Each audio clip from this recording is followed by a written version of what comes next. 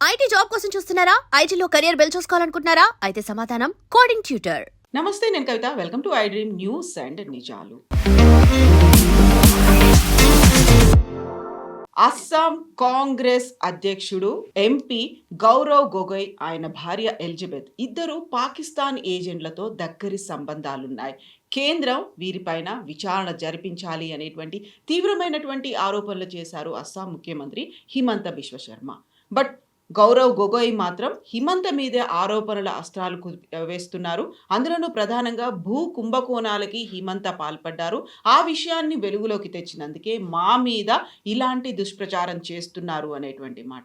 ఎవరికి ఎవరితో సంబంధాలు ఉన్నాయి? హిమంత నిజంగానే భూ కుంభకోణాలకు పాల్పడ్డారా? మనతో పాటుగా ఉన్నారు సీనియర్ జర్నలిస్ట్ సురేష్ కొచతిల్ గారు. సార్ నమస్తే. నమస్తే. సో హిమంత బిశ్వ శర్మ ఆయన ముందు నుంచి ఏం మాట్లాడినా కొంచెం కాంట్రవర్సీ అవుతుంది అనుకున్నారు. But for the first time తీవ్రమైనటువంటి ఆరోపణలు చేశారు. అది కూడా ఎప్పుడో సిట్ ఏర్పాటు చేశారు, 6 నెలలు దాటింది. ఇప్పుడు హిమంత ఎందుకు మాట్లాడుతున్నాడు అనే మాట గౌరవ్ గొగోయ్ అడుగుతున్నారు. ఎలక్షన్స్ వస్తుంది, మాట్లాడక తప్పని పరిస్థితి. వెస్ట్ బెంగాల్ ఎలక్షన్స్ రాబోతుంది. అది కూడా కాదు, దీనికన్నా ముందు ఎస్ఐటీ పెట్టినప్పుడు కూడా, స్పెషల్ ఇన్వెస్టిగేటింగ్ టీం పెట్టినప్పుడు కూడా ఆయన ఏమన్నారంటే వాళ్ళ రిపోర్టు మార్చ్ దాకా వచ్చేస్తుంది, నేను మార్చ్లో ఇది మొత్తం ఎక్స్పోజ్ చేస్తా అన్నారు. బహుశా రిపోర్ట్ కొన్ని రోజుల ముందు వచ్చేసి ఉంటుంది, ఇంకా పబ్లిక్లో రిలీజ్ చేయలేదు. ఆయనకు యాక్సెస్ ఉంటుంది యాజ్ అ సీఎం. వీళ్ళు నడిమిట్లో ఉన్న గొడవ కవిత గారు ఇప్పుడు మొదలు కాలేదు. హిమంత బిశ్వ శర్మ అండ్ గౌరవ్ గొగోయ్ వాళ్ళ ఫాదర్ తరుణ్ గొగోయ్ ఎప్పుడు ఆర్చ్ ఎనిమీస్ ఉండే కాంగ్రెస్లో. ఇద్దరికి పడదు. మీకు గుర్తుంటుంది, ఈయన పార్టీ నుంచి బయటికి రావడానికి కారణం గొగోయ్ ఫ్యామిలీ, ఎస్పెషలీ తరుణ్ గొగోయ్. అప్పుడు ఆయన సీఎంగా కూడా ఉన్నారు. కరెక్ట్. ఒకరోజు రాహుల్ గాంధీ దగ్గర వీళ్ళిద్దరి గొడవ చాలా పైదాకా వెళ్ళిపోయింది వితౌట్ ఎనీ రెజల్యూషన్. అప్పుడు రాహుల్ గాంధీ దగ్గర ఒక మీటింగ్ అడిగారు హిమంత బిశ్వ శర్మ, సీనియర్ కాంగ్రెస్ లీడర్ అస్సాం నుంచి. సరే అని చెప్పి రాహుల్ గాంధీ పిలిపించి 3 రోజులు వెయిట్ చేయించాడు అస్సాం భవన్లో. దానికోసం ఒకరోజు రమ్మన్నారు. వచ్చినప్పుడు రాహుల్ గాంధీ కుక్కకి బిస్కెట్లు తినిపిస్తున్నాడు, డాగ్ బిస్కెట్స్. అంతా అయిపోయిన తర్వాత అది కుక్క తింటుంది, ఇంత మాట్లాడుతున్నాడు అనుకుంటే మాట్లాడలేదు, కుక్క దగ్గర మాట్లాడుతున్నాడు. అంటే ఈయన ఇగ్నోర్ చేసినట్ల. పీడియా అప్పుడు ఏదో పేరు కూడా వచ్చింది. ఆ రోజు హిమంత బిశ్వ శర్మ గారికి బిస్కెట్లు పెట్టడానికి ఏం చేశారంటే అదే ప్లేటు, ఏది కుక్కకి పెట్టిన బిస్కెట్ ప్లేటు రాహుల్ గాంధీ 3 రోజుల తర్వాత పిలిచి మీటింగ్లో ఏం మాట్లాడకుండా ఆయన్ని ఈ బిస్కెట్ ఇచ్చినప్పుడు హిమంత బిశ్వ శర్మ గారికి కోపం వచ్చి పార్టీ విడిచి వెళ్ళిపోయినారు. అదే రోజు సాయంత్రం బీజేపీలో జాయిన్ అయ్యండి. దాని తర్వాత హిస్టరీ మొత్తం మారిపోయింది అస్సాంతో. మీకు తెలిసిందే, అస్సాం పొలిటిక్స్ అనేది ఒక చాలా కాంప్లికేటెడ్ పొలిటిక్స్. ఎవరు అస్సాంని కంట్రోల్ చేస్తారో వాళ్ళు యూజువలీ నార్త్ ఈస్ట్ కూడా కంట్రోల్ చేస్తారు. 7 సిస్టర్స్ నార్త్ ఈస్ట్ అంటాం మనం. ఎందుకంటే అస్సాం నుంచి అన్ని యాక్సెస్ ఉంటుంది, మీకు రెవెన్యూ యాక్సెస్ ఉంటుంది, ఫిజికల్ మూమెంట్ యాక్సెస్ ఉంటుంది, అది కూడా సెక్యూరిటీ యాక్సెస్ ఉంటుంది. నాకు ఇప్పుడు కూడా గుర్తుంది, నేను కాజిరంగా నేషనల్ పార్క్లో ఒక మెడికల్ క్యాంప్కి వెళ్ళినప్పుడు చాలా సంవత్సరాల ముందు, ఐ థింక్ 2016 అనుకుంటాను, వెళ్ళినప్పుడు అక్కడ సెక్యూరిటీ ఎంత టైట్ ఉంటుందంటే గౌహాటీ ఎయిర్పోర్ట్ నుంచి మీరు బయటికి రాగానే మిమ్మల్ని 10 ప్లేసెస్లో చెక్ చేస్తారు పోలీసు. అంత సెన్సిటివ్ అయిన స్టేట్ ఉండేది. అక్కడి నుంచి ఇప్పుడు చూడండి, అస్సాం చాలా మట్టుకు కూల్ అయిపోయింది కంప్లీట్గా. ఇప్పుడు అఫ్కోర్స్ ఇన్నర్ లైన్ పర్మిట్ అని ఒక పర్మిట్ ఇప్పుడు కూడా ఉంది చాలా చోట్లలో, ఇంక్లూడింగ్ నార్త్ ఈస్ట్. అంటే మీరు ఒక స్పెసిఫిక్ ఏరియాకి వెళ్ళాలంటే మీరు ఇన్నర్ లైన్ పర్మిట్ తీసుకోవాలి. అంటే నేను ఇక్కడ ఏరియాకి వెళ్తున్నాను, ఈ ఏరియాలో ఇన్ని రోజుల నుంచి ఇన్ని రోజుల దాకా ఉంటాను, నా ఆధార్ కార్డ్ డీటెయిల్స్ ఇది మొత్తం ఇస్తే వాళ్ళు ఒక ఇన్నర్ లైన్ స్టాంప్ ఇస్తారు. మళ్ళీ మీరు రాకపోతే వాళ్ళు మిమ్మల్ని చెక్ చేస్తారు మీరు వచ్చారా. అంటే అస్సాం అంతా సెన్సిటివ్ అయిన ఏరియా అన్నమాట.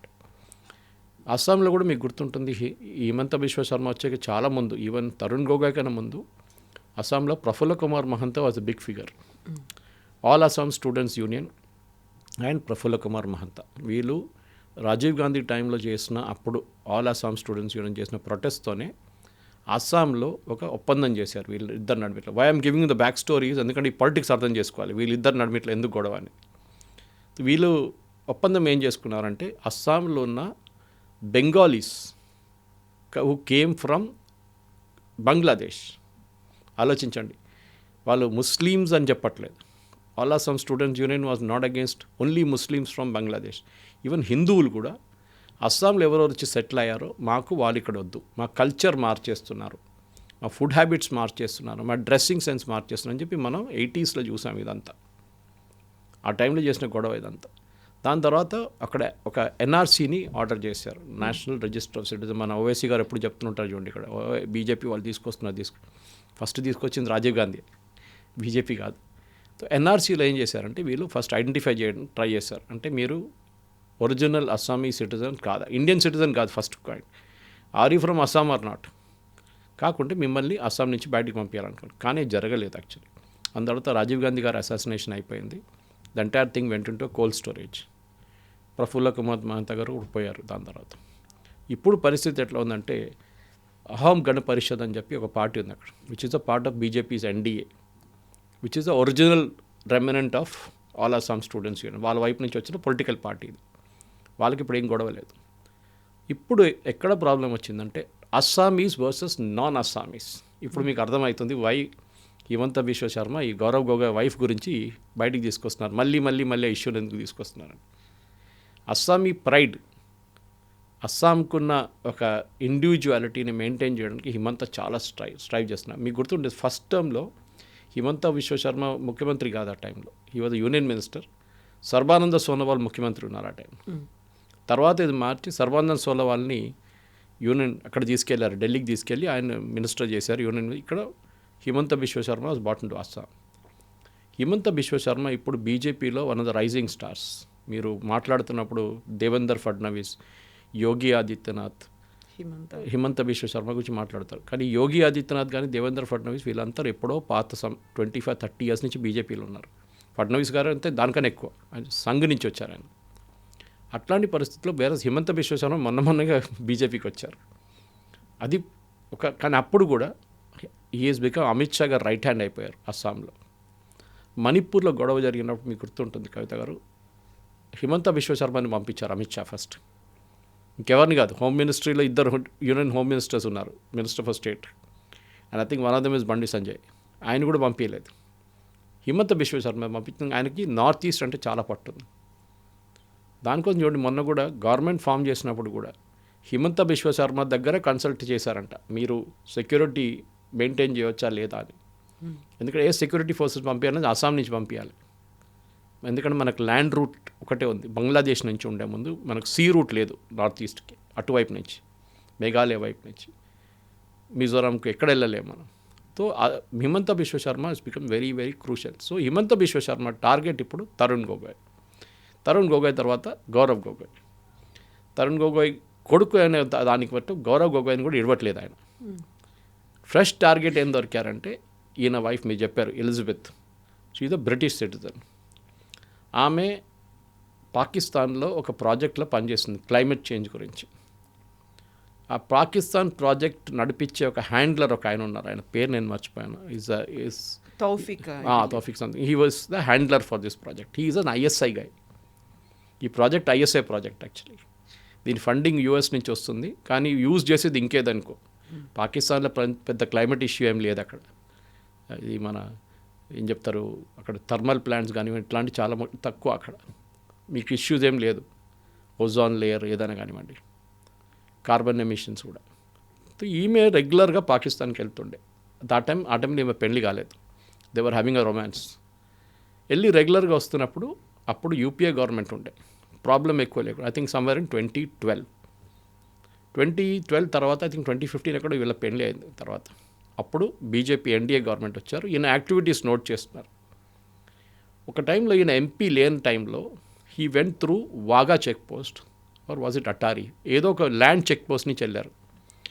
రూల్ ఏంటంటే మీరు పాకిస్తాన్కి వెళ్తే మీరు మినిస్ట్రీ ఆఫ్ హోమ్ అఫేర్స్ని ఇన్ఫార్మ్ చేయాలి మీరు అక్కడికి వెళ్తున్నారని చెప్పేసి. ఈయనేమన్నారు, నేను ఆ వైఫ్ అక్కడ పనిచేస్తుంది, నేను చూడడానికి వెళ్ళాను ఆమెని. మీరు ఒక ఇండియన్ పాలిటీషియన్ ఉండి ఒక సెన్సిటివ్ నార్త్ ఈస్ట్ స్టేట్ నుంచి వెళ్తున్నప్పుడు మీరు హోమ్ మినిస్ట్రీకి ఎందుకు ఇన్ఫార్మ్ చేయలేదు? ఆయన ఏమంటున్నారంటే నా ఇన్ఫర్మేషన్ ప్రకారం ఓన్లీ ఎంపీస్ అంటే ఎలక్టెడ్ పోస్ట్లో ఉన్న వాళ్ళు వెళ్తే వాళ్ళే ఇన్ఫార్మ్ చేయాలి, మిగతా వాళ్ళు ఇన్ఫార్మ్ చేయక్కర్లేదు. యాక్చువల్లీ తప్పు. You have to inform. అది ఎవరైనా కానీ నేను కూడా పాకిస్తాన్కి వెళ్తే మనం ఇన్ఫార్మ్ చేయాల్సింది union home minister. In fact Pakistani citizens ఇండియాకి వస్తే, ఇప్పుడు మీ దగ్గర పాకిస్తాన్ నుంచి ఎవరైనా వచ్చారనుకోండి మీ ఇంట్లో ఉండడానికి, you are suppose to inform the special branch. దగ్గరున్న స్పెషల్ బ్రాంచ్లో వీళ్ళ పాస్పోర్ట్ కాపీ, ఎన్ని రోజులు ఉంటారు అని ఆ డీటెయిల్స్ మీకు ఇవ్వాల్సి వస్తుంది. హోటల్ ఉన్నారనుకోండి, హోటల్ వాళ్ళు ఇన్ఫామ్ చేస్తారు స్పెషల్ బ్రాంచ్ని. ఇన్ఫ్యాక్ట్ వాళ్ళు వచ్చి చెక్ చేస్తారు ఫిజికల్గా ఈ మనిషి ఉన్నాడా లేదా ఇక్కడ అని చెప్పేసి. అది కూడా రెస్ట్రిక్షన్ పెడతారు వాళ్ళకి. మీరు హైదరాబాద్ ఇక్కడ వెళ్ళొచ్చు, ఇక్కడ వెళ్ళొచ్చు, ఇక్కడ వెళ్ళొచ్చు, ఇక్కడ వెళ్ళకూడదు. అది కొన్ని ఏరియాస్ ఉంటుంది, కంచన్ బాగ్ వైపు, డిఆర్డిఎల్ అక్కడ వెళ్ళకూడదు. మీరు హెచ్ఏఎల్ బాల్నగర్ వైపు, హెచ్ఏఎల్ ఇస్రో ఉంది అక్కడ ప్రాజెక్ట్, అక్కడ వెళ్ళకూడదు. సో సర్టన్ సెన్సిటివ్ ప్లేసెస్కి వాళ్ళు వెళ్ళనియరు అనమాట. సో తరుణ్ గొగోయ్ ఇష్యూలో వచ్చినప్పుడు, దాంతో గౌరవ్ గొగోయ్ ఇష్యూకి వచ్చినప్పుడు కూడా హిమంత బిశ్వ శర్మకి అప్పటి నుంచి గొడవ ఉంది. సో ఎలిజబెత్ పెళ్లి తర్వాత కూడా ఆమె పాకిస్తాన్ వెళ్ళడం రెగ్యులర్. ఆమె పేమెంట్స్, శాలరీ పేమెంట్స్ ఒక ఇండియన్ బ్యాంక్ అకౌంట్కి వస్తుండే ముందు. అక్కడి నుంచి సడన్గా అది బ్రిటిష్ బ్యాంక్ అకౌంట్కి ట్రాన్స్ఫర్ అయిపోతుంది ఒకటే రోజులో. ఇది ఒక డౌట్ వచ్చింది హిమంత బిశ్వ శర్మ. ఆయన ఏం చేశారంటే ఒక స్పెషల్ ఇన్వెస్టిగేటింగ్ టీమ్ని పెట్టారు. ఆ ఇన్వెస్టిగేటింగ్ టీం ఇప్పుడు మార్చ్ దాకా రిజల్ట్స్ వాళ్ళ రిపోర్ట్ రావాలంటే బహుశా ఆయన కనుక ముందు వచ్చేసారు, అదే నేను ఇన్ఫర్ చేస్తున్నాను. దాంట్లో వచ్చిన ఫైండింగ్సే హిమంత బిశ్వ శర్మ మాట్లాడుతున్నారు. గౌరవ్ గొగోయ్ అంటున్నారు ఇప్పుడు ఎందుకు మాట్లాడుతున్నారు, ఇప్పుడు ఎలక్షన్ వస్తుంది కదా అదే టైం దొరికిందా మీకు మాట్లాడడానికి. కానీ నేను డినై చేయట్లేదు. బట్ 6 months దాటింది, ఆ సిట్ ఏదో సబ్మిట్ చేసిందన్నారు. బట్ సిట్ ఇప్పటిదాకా నన్ను ఏం క్వశ్చన్ చేయలేదు. నన్ను క్వశ్చన్ చేయకుండానే ఎలా కంక్లూజన్కి ఒక ఫైండింగ్స్ వచ్చాయి వాళ్ళకి అనేది. ఇనీషియలీ క్వశ్చన్ చేశారు, కానీ అది ప్రిలిమినరీ క్వశ్చనింగ్ ఉండే. డీటెయిల్ క్వశ్చనింగ్ తర్వాత పిలుస్తా అన్నారు. కానీ వాళ్ళ దగ్గర చాలా మటుకు డాక్యుమెంట్స్ దొరికిందంట. సో ఆ డాక్యుమెంట్స్ దొరికిందంటున్నారు. ఇవాళ ఏమంటారు, మేము ప్రిలిమినరీ క్వశ్చనింగ్ చేసేసాం, మాకు ఎంత కావాలో ఇన్ఫర్మేషన్ వచ్చేసిందంట. Well that is a disputable point. ఎందుకంటే ఒక మనిషిని క్వశ్చన్ చేయడానికి మీరు 5 నిమిషాలు చేయవచ్చు, 5 గంటల సేపు కూడా తీసుకోవచ్చు. మీకు కాగితాలు ఏమేమి దొరికింది అది important. Wagah check post cross చేసినప్పుడు వీళ్ళకి ఇన్ఫర్మేషన్ వచ్చింది that is cross Wagah check post నుండి పాకిస్తాన్. అక్కడ వెళ్ళి 10-15 రోజులు ఉన్నారు. 4 days అని తీసుకున్నారు ఫస్ట్. ఎందుకు వెళ్ళారు, అక్కడ ఏం చేశారు? ఆయన అంటారు మా వైఫ్ని కలవడానికి వెళ్ళా అంటున్నారు. మీ వైఫ్ అక్కడ ఏం చేస్తుంది పాకిస్తాన్లో? That too when you're from as very sensitive north eastern state bordering Arunachal Pradesh and bordering CM కొడుకుగా వెళ్ళారు అప్పుడు. సో దట్ ఈస్ ఇదే పెద్ద క్వశ్చన్ వస్తుంది. దానికంటే నిన్న ఒక లీక్డ్ రిపోర్ట్ అని చెప్పొచ్చు మనం. అది he's accusing Himanta of releasing it. Actually Himanta Biswa శర్మకి దాంట్లో రోల్ లేదు. యూనియన్ హోమ్ మినిస్ట్రీ నుంచి ఒక లెటర్ సోషల్ మీడియాలో మొత్తం వైరల్ అవుతుంది. అది దాంట్లో ఏం చెప్పారంటే గౌరవ్ గొగోయ్కి ఒక కూతురు కొడుకున్నారు, ఇద్దరు మైనస్. దాంట్లో కొడుకు సిటిజన్షిప్ రినౌన్స్ చేశారంట. That is renounce the Indian citizenship, అంటే వాళ్ళ పాస్పోర్ట్ సరెండర్ చేశారంట. అంటే భారతదేశ పౌరసత్వం కాదు ఇప్పుడు, కాదు, వాళ్ళు బ్రిటిష్ పౌరులు ఇప్పుడు. గౌరవ్ గొగోయ్ కూతురు was born in Britain, so ఆమెకి ఆటోమేటిక్గా బ్రిటిష్ సిటిజన్షిప్ వచ్చేస్తుంది. ఇద్దరిని ఎందుకు బ్రిటిష్ సిటిజన్షిప్గా ఉంచుకున్నారు? ఏదైనా రీజన్ ఉండొచ్చు. రేపు వీళ్ళు అక్కడ షిఫ్ట్ చేయడానికి ప్లాన్ చేస్తున్నారో, లేకుంటే తీసుకోకపోతే మళ్ళీ ఆ సిటిజన్షిప్ దొరకకపోవచ్చో, కీర్ స్టామర్ ఏదో కొత్త రూల్స్ తీసుకొస్తున్నారు. మీరు బ్రిటిష్ సిటిజన్గా ఉండి భారతదేశంలో ఉండొచ్చు if you're parents are Indian citizens. మీరు ఓసీఐ కార్డ్ అంటాం మనం, వీసా అక్కర్లేదు. సర్టన్ నెంబర్ డేస్ భారతదేశంలో ఉండాలి, అదొకటే రూల్ ఉంటుంది. బయట ఎన్ని రోజులు ఉండాలని రూల్ ఉంటుంది అన్నమాట. సో ఈ ఇన్వెస్టిగేషన్లోనే ఇదంతా బయటకు వచ్చింది కవిత గారు. సో ఇప్పుడున్న రూల్స్ ప్రకారం గౌరవ్ గొగోయ్ ఈ ప్రశ్నలకి జవాబు ఇవ్వాల్సిందే. ఎందుకు పిల్లల పాస్పోర్ట్ సరెండర్ చేశారా? ఆయన డినై చేయట్లేదు. ఆయన ఏమన్నారంటే ఇవాళ కూడా నేను ఇప్పుడే చూశాను, ఒక వీడియో చూశాను ఆయనది. హిమంత బిశ్వ శర్మ చిన్న పిల్లల ఇన్ఫర్మేషన్ పబ్లిక్ డొమైన్లో పెట్టిండ్రు. It comes under the juvenile justice act. So action should be taken against him. Correct, దాంట్లో డౌట్ లేదు. పిల్లల ఇన్ఫర్మేషన్ ఎప్పుడు పబ్లిక్ డొమైన్లో పెట్టకూడదు. అది హిమంత బిశ్వ శర్మ పెట్టారా, ఇంకెవరైనా పెట్టారో తెలియదు. ఎందుకంటే దీనికన్నా ముందు కూడా బంగ్లాదేశ్లో వ్యతిరేకంగా మియాంకో మారేంగే అని చెప్పి ఒక స్టేట్మెంట్ చేసిన తర్వాత ఆయన వ్యతిరేకంగా చాలా కేసులు వచ్చినాయి. దాని తర్వాత ఒక యానిమేటెడ్ వీడియో ఒక బీజేపీ సోషల్ మీడియా కన్వీనర్ అస్సాంలో రిలీజ్ చేసిండు. అది పెద్ద గొడవ అయింది. దాని తర్వాత అండ్ దట్ కన్వీనర్ని పార్టీ నుంచి తీసేశారు. ఇవాళ పొద్దున స్టేట్మెంట్ వచ్చింది బీజేపీది. Has been expelled from the party for putting that video. అదే వీడియోలో అట్లాంటి మోదీ గారు వ్యతిరేకంగా చాలా ఇస్తారు వీళ్ళు. కానీ కాంగ్రెస్ వైపు నుంచి ఇవాళ దాకా కేరళ కాంగ్రెస్ ఫర్ ఎగ్జాంపుల్ అన్నిటికంటే మోస్ట్ డిస్టర్బింగ్ వీడియోస్ వేసేది కేరళ ఐఎన్సీ కేరళ అని చెప్పి ఒక హ్యాండిల్ ఉంది ట్విట్టర్లో. మోదీ గారు వ్యతిరేకంగా చాలా ఏం చెప్తారు, థర్డ్ రేట్ అలిగేషన్స్ చేస్తారు వాళ్ళని ఎప్పుడు దాకా ఎవరేం చేయలేదు. Anyway that is not a subject of the debate. ఇప్పుడు ఏం జరుగుతుందంటే ఇప్పుడు ఈ ఇన్వెస్టిగేషన్ రిజల్ట్స్ బయటికి తీసుకొస్తే నా అంచనా కరెక్ట్ అయితే కవిత గారు జస్ట్ బిఫోర్ ఎలక్షన్స్ రిలీజ్ చేస్తారు. ఇది దాని ఇంపాక్ట్ క్రియేట్ చేయడానికి just before elections Himanta Biswa Sharma SIT findings release చేస్తారు. దాని తర్వాత పొలిటికల్ గొడవ ఉంటుంది, ఎలక్షన్స్ హీట్లో వెళ్ళిపోతుంది. అది వీళ్ళు ఇట్లా చేశారని చెప్పేసి చూద్దాం. ఇప్పుడు నా అంచనా ప్రకారం మై క్యాల్కులేషన్ ఇస్ గౌరవ్ గొగోయ్కి ఒక ఎక్స్ప్లెనేషన్ ఇవ్వాల్సింది ఏంటంటే వాళ్ళ వైఫ్ ఇండియన్ సిటిజనా బ్రిటిష్ సిటిజనా, దట్ ఈస్ ఫస్ట్. వాళ్ళ పిల్లలు పాస్పోర్ట్ ఎందుకు సరెండర్ చేశారు. ఇప్పుడు మొన్న ఆర్గనైజర్లో ఒక ఆర్టికల్ చూశాను నేను, 4 రోజులు అవుతుంది ఆర్టికల్ వచ్చి. దాంట్లో రాశారంటే ఈ పిల్లలు వాళ్ళ రిలీజియన్ కూడా మార్చుకున్నారంట, క్రిస్టియానిటీ కన్వర్ట్ అయిపోయారంట. So the question now is Gaurav Gogoi కూడా కన్వర్ట్ చేసుకున్నారా? పిల్లలు ఒకరే కన్వర్ట్ చేయరు కదా, వాళ్ళ వైఫ్ ఇస్ అ క్రిస్టియన్, వాళ్ళకు she has every right to demand. Sonia Gandhi భారతదేశానికి వచ్చి పెళ్ళైన తర్వాత ఎన్నో సంవత్సరాల తర్వాత ఇండియన్ సిటిజన్ తీసుకున్నారు. ఆమె వ్యతిరేకంగా కూడా కేసు నడుస్తుంది ఒకటి ఢిల్లీలో, దట్ షీ హాస్ ఎన్రోల్ చేశారు ఆమెను as a voter and she was not an Indian citizen అని చెప్పేసి. యాక్చువల్గా పెళ్ళైన 7 years తర్వాత they can enrol. Yes, but the problem is already వాళ్ళ లిస్ట్లో వచ్చేసారు. సో లిస్ట్లో వచ్చినప్పుడు వాళ్ళు ఏమంటుంది, మీరు ఇండియన్ సిటిజన్ లేనప్పుడు ఎట్లా మీరు ఎలక్ట్రల్ రోల్లో వచ్చారంటే ఆమె ఏమంటుందంటే సోనియా గాంధీ నాకు తెలియదు, ఎవరో వేశారు లిస్ట్లో, నేనేం చేయాలంటున్నారు. ఆబ్వియస్లీ షీ వాజ్ ద అప్పుడున్న ప్రధానమంత్రి Indira Gandhi daughter in law. So obviously ఎవడు ఎలక్షన్ కమిషన్కి ఎవడు దమ్ము లేదు అడగడానికి, మీ పేరు వేసాను తీయాలనా పెట్టాలనా అని ఎవరు అడగారు. అది ఉంచుకున్నారు అట్లానే. ఎనీవే డ్యూరింగ్ ఎమర్జెన్సీ మీకు గుర్తుంటుంది, రాజీవ్ గాంధీ అండ్ సోనియా గాంధీ పారిపోయారు ఇండియా నుంచి. ఆ ఎమర్జెన్సీ టైంలో వాళ్ళు ఇండియాలో లేరు ఇద్దరు. That's a different story. నాకు ఇప్పుడు కూడా చాలా బాగా గుర్తుంది, ఎందుకంటే ఆ టైంలో ఎమర్జెన్సీ డిక్లేర్ చేసిన టైంలో కూడా నేను ఆ టైంలో స్కూల్లో కాలేజీలో ఉన్నాను. ఆ టైంలో అప్పుడు ఇది పెద్ద న్యూస్ ఉండేది, that both have disappeared from India అని చెప్పేసి. ఎనీవే గౌరవ్ గొగోయ్ కేసుకు వచ్చినప్పుడు ఇప్పుడు అస్సాంలో ఆయనకు ప్రాబ్లం ఏంటంటే కవిత గారు, ఆయన ఒక 1-man ఆర్మీ అస్సాంలో. అస్సాంలో ఉన్న కాంగ్రెస్ లీడర్స్ ఎవరు ఆయన సపోర్ట్ చేయట్లేదు, మెజారిటీ ఆఫ్ దమ్. దానికి చాలా ప్రాబ్లమ్స్ ఉన్నాయి. Again you have to go back to Tarun Gogoi, ఆ టైం నుంచి ఉన్న గొడవ అన్నమాట. కాంగ్రెస్ అస్సాంలో ఎందుకు వీక్ అయిందంటే, ఒకటి AIUDF Muslim party, Bangladesh Muslim party north అస్సాంలో వాళ్ళకు ఒక 27 సీట్లు, 27 నుంచి 29 సీట్ల దాకా వాళ్ళకి ఇన్ఫ్లుయెన్స్ ఉంది అక్కడ. Badruddin Ajmal is the leader. వాళ్ళు ఎప్పుడు ఎలక్షన్ అక్కడి నుంచి 25-26 సీట్లు గెలుస్తారు వాళ్ళు. హిమంత బిశ్వ శర్మ ఎప్పుడో చెప్పారు, ఇట్ ఈస్ అనదర్ బంగ్లాదేశ్ అని చెప్పారు. దానికోసం అక్కడి నుంచి మియాస్ని మొత్తం క్లియర్ చేస్తారని చెప్పారు. కానీ ఈసారి అన్నిటికంటే తక్కువ అస్సాంలో స్పెషల్ ఇంటెన్సివ్ రివిజన్ జరగలేదు. అస్సాంలో జరిగింది special revision. This are huge difference. అది ఎందుకు జరగలేదని చెప్పి సుప్రీంకోర్టుకి వెళ్ళారు వీళ్ళందరూ కలిసి. మిగతా అన్ని చోట్లలో మీరు ఎస్ఐఆర్ చేసిన అస్సాంలో ఒకటే ఎందుకు చేయట్లేదు.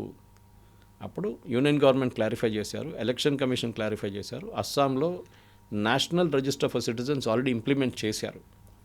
దాంట్లోనే సిటిజన్స్ ఎవరు నాన్ సిటిజన్స్ ఎవరు అని తెలిసిపోయింది. In fact Zakir Hussain grand son కూడా నాన్ సిటిజన్గా డిక్లేర్ అయ్యారు, మరి పాత రాష్ట్రపతి గారు. Okay, because he didn't have papers prove చేయడానికి అనమాట. ఆయన ఎక్కడి నుంచి వచ్చారో ఎవరికి తెలియదు. Grand son, but Zakir Hussain grand sun.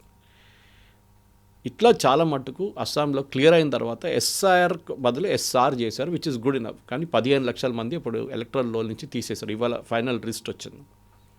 So అస్సాంలో అంత పెద్ద గొడవ లేదు ఇప్పుడు ఎలక్షన్ లిస్ట్లో. కానీ వెస్ట్ బెంగాల్లో ఉంది, మీకు తెలిసింది. అది ఇప్పుడు జరగబోయేది ఏంటంటే, ఈ గౌరవ్ గొగోయ్కి వచ్చే రోజుల్లో ఇట్లాంటి డైలీ లీక్స్ బయటకు రావడం మొదలు పెడితే ఒక క్వశ్చన్ ఆబ్వియస్లీ బయటకు వస్తుంది. మీ మిస్సెస్ ఎలిజబెత్ గొగోయ్ ఇండియనా, ఇండియన్ కాదా? Religion wise she can be anything. She can be Christian, she can be Hindu, she can be Buddhist, ఏదైనా ఆమె చాయిస్. అది మీ హస్బెండ్ హిందూ ఉండొచ్చు, మీరు క్రిస్టియన్ ఉండొచ్చు, అది దట్ ఈస్. కానీ అస్సాంలో పొలిటిక్స్లో అది పెద్ద గేమ్ ఆడతారు అది అక్కడ. ఎందుకంటే అక్కడ చాలా మట్టుకు నార్త్ ఈస్ట్ అనేది ఒక 15 సంవత్సరాల ముందు దాకా కవిత గారు మీకు గుర్తుంటుంది, బీజేపీ లేకుండే అక్కడ. BJP was nowhere.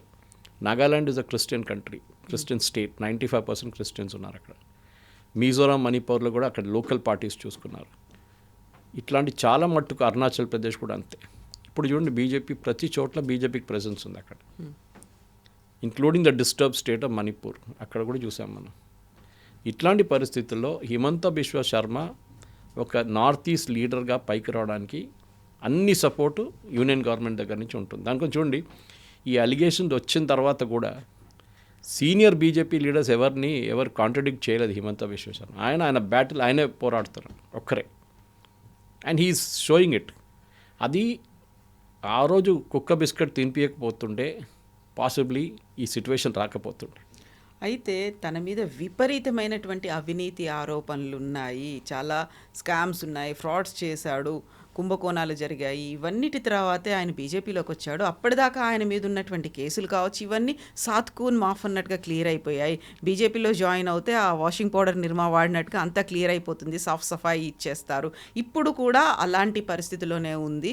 ఆల్మోస్ట్ ఒక 1000 ఎకరాల భూమిని కబ్జా చేశాడు, అది నేను బయట పెట్టినందుకే నా మీద ఇలాంటి ఆరోపణలు చేస్తున్నారు అనేది గౌరవ్ గొగోయ్ చెప్తున్నారు. సరే, హిమంత బిశ్వ శర్మ వ్యతిరేకంగా, అజిత్ పవార్ వ్యతిరేకంగా, మన ఛగన్ భుజ్బల్ వ్యతిరేకంగా చాలామంది మీద కేసులు ఉండే. వాళ్ళందరూ బీజేపీలోకి వస్తే క్లియర్ అయిపోయింది అంటారు వీళ్ళు. కానీ మనం అర్థం చేసుకోవాలంటే మన కోర్ట్స్లో కేసు ఉంటుంది ఫైనలీ. మీరు చూసుంటారు చాలా కేసులలో, ఈవెన్ చిదంబరం కొడుకు కేసు, చిదంబరం కేసు, అది కూడా మీరు చెప్పొచ్చు అదేమైంది కేసు, అది కూడా వాయిదా పడ్డదా అంటే చిదంబరం ఎప్పుడో జైల్లో తీసుకెళ్లారు. దాని తర్వాత ఆ కేసు సంగతి ఏమో తెలియదు ఎవరికి. Rahul Gandhi national herald case ఎక్కడ పోయిందో తెలియదు. Rahul Gandhi British citizenship case ఎక్కడ పోయిందో తెలియదు. ఇదంతా బీజేపీ గవర్నమెంట్ దగ్గర ఉంది. సో బీజేపీ గవర్నమెంట్ కావాలంటే రేపు పొద్దున్న రాహుల్ గాంధీని అరెస్ట్ చేయొచ్చు కావాలంటే, కానీ చేయరు, ఎందుకంటే ఆయనకు అంత ఎక్స్ట్రా పబ్లిసిటీ వస్తుంది. నిన్న ఒక ఇంగ్లీష్ ఛానల్ డిబేట్లో నేను చెప్పాను ఈ మాట.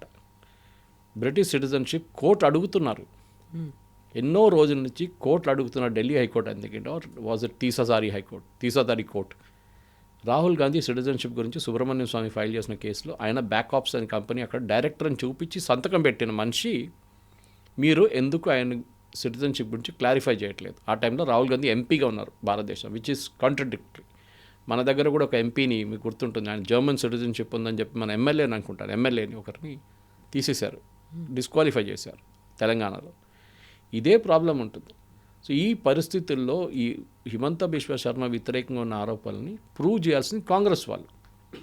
They have to go to the court and court దగ్గర చెప్పాలి, ఈ మీద ఆరోపణలు మీరు ఏం చేస్తున్నారు, కోర్టులో ఏం నడవట్లేదా, 1 సంవత్సరం అయింది, 2 సంవత్సరాలు అయింది. కరెక్ట్, చాలా ఒపీనియన్స్ ఏంటంటే ఒక టైం మీరు బీజేపీ వైపు వచ్చేస్తే మీ మొత్తం వాషింగ్ మిషన్ నిర్మాణం చెప్పేసి క్లీన్ అయిపోతుంది అన్నమాట. అది కాదు, ఇక్కడ ఒక వైపు చూడాల్సింది మనం. సుప్రీంకోర్టు కాంగ్రెస్ హయాంలో, మన్మోహన్ సింగ్ హయాంలో ఒక వర్డ్ యూజ్ చేశారు, gilded parrot in a cage, పంజరంలో చిలుక. సిబిఐని వీళ్ళు బయటికి వెళ్ళనీయలేదు ఆ టైంలో. 2G, coal, Agusta west land, చాలా స్కామ్లు ఉండే ఆ టైంలో. కామన్వెల్త్ గేమ్ స్కామ్, ఏ స్కామ్ కూడా ఒక ప్రాసిక్యూటింగ్ లెవెల్కి వెళ్ళలేదు. మోదీ గవర్నమెంట్ తర్వాత వచ్చిన తర్వాత 2Gలో ఒక ప్రాసిక్యూషన్కి వెళ్ళింది, కానీ దాని టెక్నికాలిటీ మీద కొట్టుపడేశారు ఆ కేసు. కానీ ఇప్పుడు కూడా ఉంది, ఎక్కడికి వెళ్ళలేదు. అక్కడ కూడా బీజేపీని తప్పుపడుతున్నాను నేను. మీరు హిమంత బిశ్వ శర్మ వ్యతిరేకంగా కేసు ఉంటే దాన్ని న్యాచురల్ ప్రోగ్రెషన్లో వెళ్ళకండి, ఆయన చూసుకుంటారు. దానికి అమిత్ షా హెల్ప్ లేకుంటే మిగతా వాళ్ళ హెల్ప్ అక్కర్లేదు.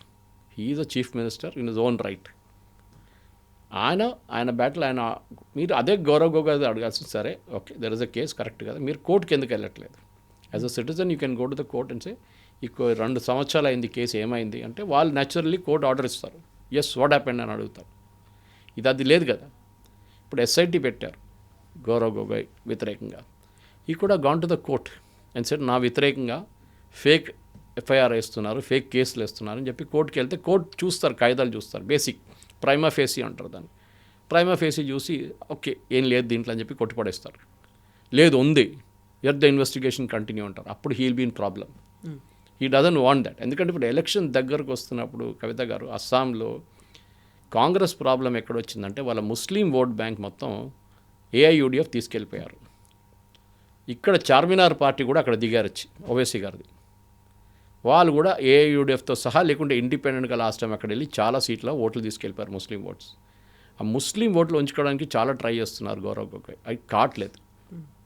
ఇట్లాంటి సెన్సేషనల్ కేసులు కూడా తీసుకొస్తే అక్కడ అస్సాంలో ఒక హోప్ అయినా ఉంటుందా అని చూస్తున్నా. కానీ మీరు లాస్ట్ 2 ఎలక్షన్ల ప్యాటర్న్ చూస్తే ఈసారి కూడా కాంగ్రెస్కి అక్కడ ఓట్లు తక్కువ వస్తాయి, అంటే బీజేపీ కన్నా తక్కువ వస్తుంది. And definitely Himanta Biswa will be the CM again.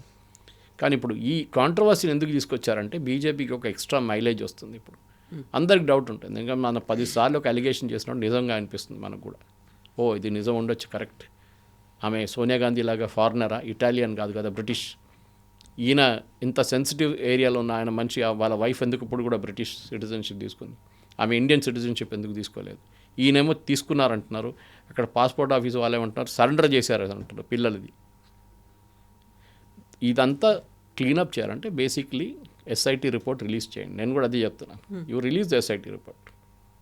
దూద్ పానీ కా పానీ అంటారు హిందీలో, క్లీన్ అయిపోతుంది ఏదైనా కానీ, కానీ చేయట్లేదు. That is where the entire problem అక్కడే వస్తుంది అన్నమాట. ఇంకా ఉంది దీనికి కథ, ఇంకా స్టోరీ మీద స్టోరీ ఇంకా హై, బాకీ అవి బహుత్ బాకీ హై, పిక్చర్ అవి బాకీ హై. ఎందుకంటే గౌరవ్ గొగోయ్ని హిమంత బిశ్వ శర్మ కూర్చొనియరు ఇక్కడి నుంచి. ఈయన మీద ఆరోపణ చేశారు చూడండి, ఆయన మీద ఆరోపణ చేస్తారు. బట్ మీరు ముఖ్యమంత్రి ఉన్నప్పుడు దాకా మీ చేతిలో పవర్ ఉంటుంది, అదే స్టేట్లో అంతేనా. కేసీఆర్ గారు ఉన్నప్పుడు రేవంత్ రెడ్డిని నీళ్ళు తాగిపించాడు, okay cash for vote scam అని చెప్పేసి. రేవంత్ రెడ్డి వచ్చినప్పుడు కేసీఆర్ని తిప్పుతున్నారు. ఇప్పుడు ఇదంతే పాలిటిక్స్. రేపు హైపోథెటికలీ గౌరవ్ గొగోయ్ వస్తే కూడా he can do something. Exactly, ఆయన సీఎం కాబోయే సీఎంగా పోర్ట్రే అవుతున్నారు, అలాగే ప్రొజెక్ట్ చేస్తున్నారు.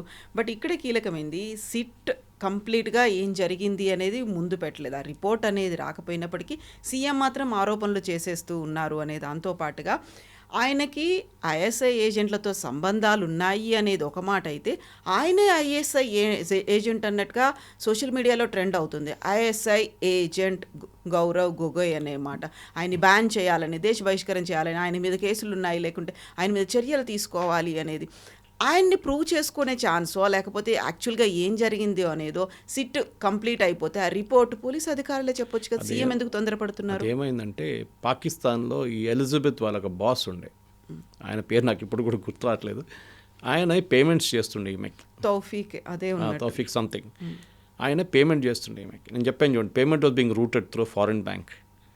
ఈ తౌఫీక్ ఏం చేస్తారంటే ఎస్ఐటి ఇన్వెస్టిగేషన్లో ఆయనకు ఒక మెయిల్ పంపించారు వాళ్ళు, బికాజ్ పాకిస్తానీ సిటిజన్.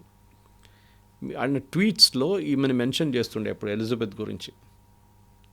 ఇన్వెస్టిగేషన్ మొదలైంది అనుకోండి, ఆ రోజు నుంచి ఈయన ఏం చేసిందంటే ట్విట్టర్ డీయాక్టివేట్ చేసేసి. ఎందుకు అదే అడుగుతున్నారు.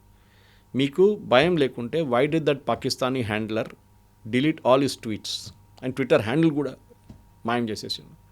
అంటే ఏదో ఉంది అక్కడ, we don't know what exactly happen. ఎందుకని ఈమె రోల్ క్లారిటీ ఇవ్వట్లేదు. నేను పాకిస్తాన్లో వెళ్ళి క్లైమేట్ చేంజ్ గురించి పనిచేశానంటారు. మీకు ఎన్నో దేశాలు ఉన్నాయి ఇక్కడ, మీరు దుబాయ్కి వెళ్ళొచ్చు, మీరు సౌదీ అరేబియాకి వెళ్ళొచ్చు, మీరు యూరోప్కి వెళ్ళొచ్చు, ఆఫ్ఘనిస్తాన్కి వెళ్ళొచ్చు. మీరు పాకిస్తాన్ ఎందుకు చూస్ చేశారు? There is a quid pro quo అంటున్నారు, ఇంగ్లీష్లో అంటారు. అంటే మీరు ఏదో పని చేశారు వాళ్ళ కోసం, వాళ్ళ బెనిఫిట్ మీకు వచ్చింది. అది ఏంటని మనకు తెలియదు.